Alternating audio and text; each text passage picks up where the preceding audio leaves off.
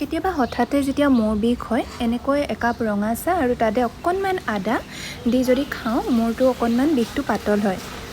আৰু এইফালে আজি এটা নতুন ৰেচিপি লৈ আহিছোঁ। এইফালে আনিলোঁ সৰু মাছ।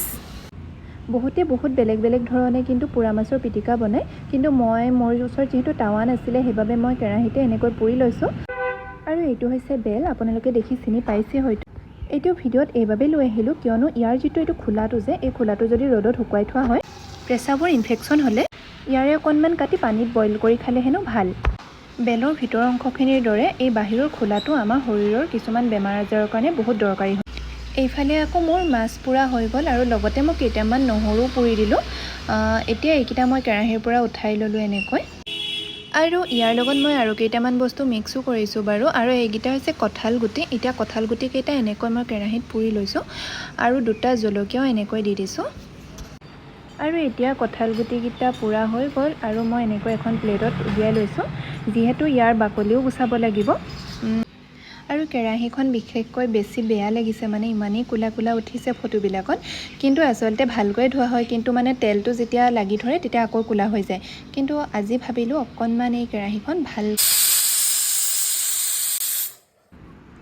যিহেতু মই এইটো পোৰা মাছৰ পিটিকাৰ কাৰণে মই আলু বইল কৰিছিলোঁ, এনেকৈ ভাততে দি দিছিলোঁ। আৰু এতিয়া মই ভাতৰ পৰা এনেকৈ আলু কেইপিচ উঠাই ল'লোঁ এখন প্লেটত। আৰু বহুত কষ্টৰ মূৰত কেৰাহীখনৰ ফাইনেল লুকটো এইটো। আৰু মই ৰেচিপিটোত আজি কি এড কৰিছিলোঁ আপোনালোকক মই দেখুৱালোঁ এবাৰ। আৰু এইফালে দাইলো বইল হৈ গ'ল, অকণমান তাতে নিমখো দি দিলোঁ। আৰু এতিয়া এয়া ৰেডি হৈ গ'ল। আৰু এতিয়া ইয়াতে অকণমান মিঠাতেল দিছোঁ আৰু অকণমান ইয়াতে নিমখো দিলোঁ। এতিয়া এইখিনি ধুনীয়াকৈ মিক্স কৰিম। ৰ'ব ইয়াতে মই আকৌ সোৱাদৰ কাৰণে অকণমান নেমু টেঙাও চেপি দিছিলোঁ। আৰু এইটো কি দেখিলে? বি জলকীয়া। আৰু বি জলকীয়া নহ'লে পোৰা পিটিকা খাবলৈ একদম টেষ্ট নালাগে। আৰু লগত অকণমান মান ধনিয়া। যিকোনো বস্তু যেতিয়া পোৰা হয় ন, তাৰ যিটো পিটিকা হয় বা আলু পোৰা হয় বা যিকোনো মাছ, বিলাহী, বেঙেনা, যিকোনো পিটিকাই খাবলৈ কিবা এটা ইমান টেষ্ট বেলেগ হয়, কাৰণ সেইটো বস্তু আৰু বেলেগৰ লগত মানে এইটো কম্বিনেশ্যন বহুত এক্সট্ৰা হয়।